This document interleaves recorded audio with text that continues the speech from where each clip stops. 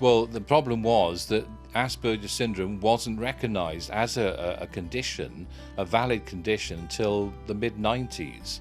And so when Louise went to live on her own, we're obviously very concerned about whether she would actually make any kind of go of it. She did obtain eventually employment, again back in Chippenham, at which she still works. And on the whole, there have been a lot of problems, but on the whole, they've been very good to her. But the move back to Chippenham, we did look upon it very, very carefully and with a great deal of concern. It was in 2008 that she received a diagnosis, kind of pushed from your part and because of a situation that had come about. Yes, well, in 2005, much to our great shock, Louise announced that she was pregnant. You can imagine the shock that this we must have realised that this was going to change one's life forever, all our lives forever. And it was really the birth of our granddaughter Kate that triggered an involvement, a much closer involvement of the support services, the social work team, the psychological services, clinical psychologist in Chippenham. And we realised, Jill and I realised, that with the child, with Kate, it would present a much greater challenge for Louise. And we were concerned, clearly, that in time, Louise would not be able to cope with Kate on her own. She was fine most of the time when Jill and I came back to Chippenham the following year, because with our support, our daily support, and being there with the child and with Kate and with Louise, we could remove most of the problems, the issues that arose. But clearly, as the years went by from 2005, Kate obviously was living with her mother in the house at one side of Chippenham, and by 2006 we were living in our own house, the other side of Chippenham. And we realised that as the time went by, it would prove much more problematic for Louise to look after Kate on her own without our input. And at that point, between 2005, after the birth of Kate, and up to 2008, as I've said, we've got the involvement of the services. We've got all the services on board. And in 2007, leading to 2008, Louise was assessed on our request. We strongly suspected for years that it was Asperger syndrome. And eventually a full diagnosis, a full assessment was done of Louise, and in 2008 she was formally identified as a sufferer of Asperger syndrome with low functioning impairment, accompanying OCD and depression. And it really confirmed what we had feared or known, I think, for many, many years. And for those years you had been caring for Louise, and now the added impact of a granddaughter who in effect has become like another daughter. Kate, as I say, was living with her mother, and whilst Jill and I were going over to Louise's house every single day and staying until Kate's bedtime, then the problems were manageable. But we knew that Kate was spending it with her mother might not eventually be to Louise's liking. Not through any fault of Louise, simply as a result of the consequences of suffering from Asperger syndrome. And the time went by and Kate began to exhibit some very worrying behaviour in school, in a primary school. And this manifests itself in being sick for many days in a row.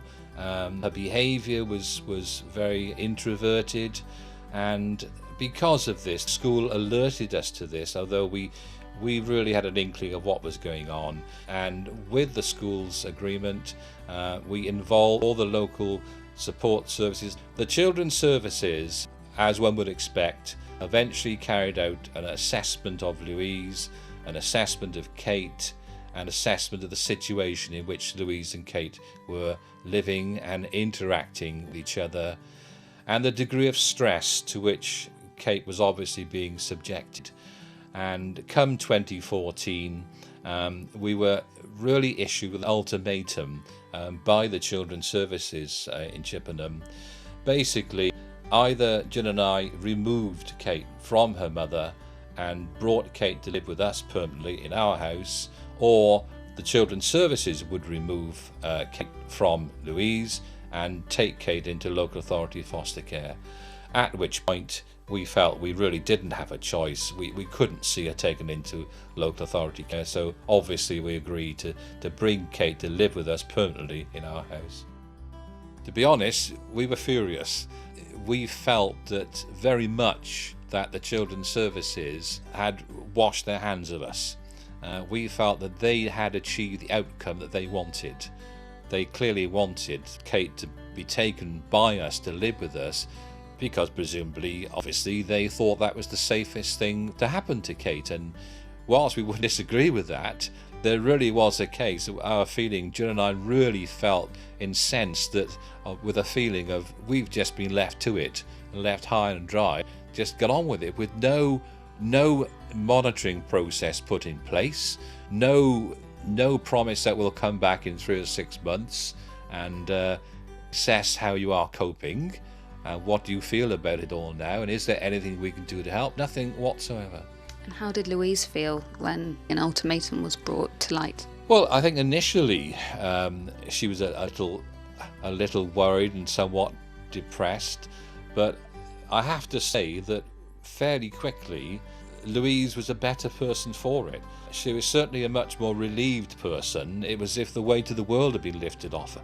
And with her Asperger syndrome, it was apparent, very apparent, that she just did not possess the characteristics that mainstream non-sufferers of this syndrome have. And therefore, she clearly could not cope with the upbringing of Kate. And that's now your responsibility.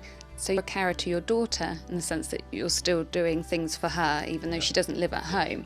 And then you're also caring for your granddaughter. It's as if you're a parent second time around. Is this how you thought your life would turn out?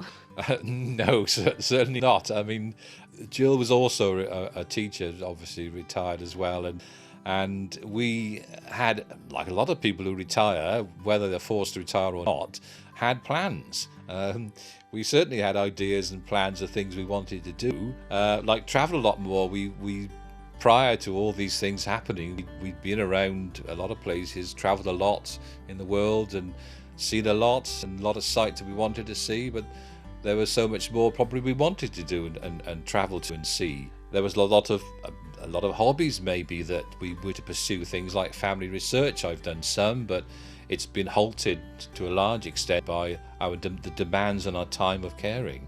So what sort of support do you get now with your caring responsibilities, if any? We've had to fight for everything with the help of some very good, over the years, some very good social workers, or as I think another name can be, a care coordinator. And more latterly, in the last few years, we had some very good care coordinators whose responsibility really is for Louise rather than Kate, because what makes it so difficult is that we have this dual role. But in terms of financial support, we do get payments with which we can pay support workers to go into Louise's house and to help her during the week with aspects of shopping, cleaning the house, preparing meals, cooking, and that does take a big weight off our shoulders. But on top of that, of course, we're now acting as we're grandparents, but we're acting as parents again, including things like, do I need to explain to any mother and father what they have to do for a child? Well, we're now doing it again for Kate, like things like the school run, answering all the demands from school, parents' consultations, choices for secondary school. The list is endless, as any mother or father will know. How do you feel about all of that? We owe it to Kate. She did not ask for this situation. She was not a contributor to this situation. She has a lot of baggage. She is a remarkably resilient child. She knows that her mother has the problems she has. Life is very difficult for her, but she keeps it all in a compartment. She seldom brings it out, and she just gets on with life, and it's our role to make sure that she does not suffer in any way. and that she has the same opportunities and advantages of any child without that kind of background. Would you be able to achieve those aims without the support of Carers Support Wiltshire? It would be much, much more difficult. The financial support alone is most welcome, and in fact I really could use the word imperative, and the provision to help us with Kate, is just obviously as valuable as the provision for helping with Louise. It's been a slow process over the years, and we've had to apply and fight for everything and make a real noose of ourselves to make sure we've got all the things that we're entitled to, all the benefits, all the grants, the direct payments that we are entitled to. And I can perfectly understand why other carers give up the fight, because you do have to pursue it and pursue the authorities and the people who have access to these funds and support to make sure that you do acquire it.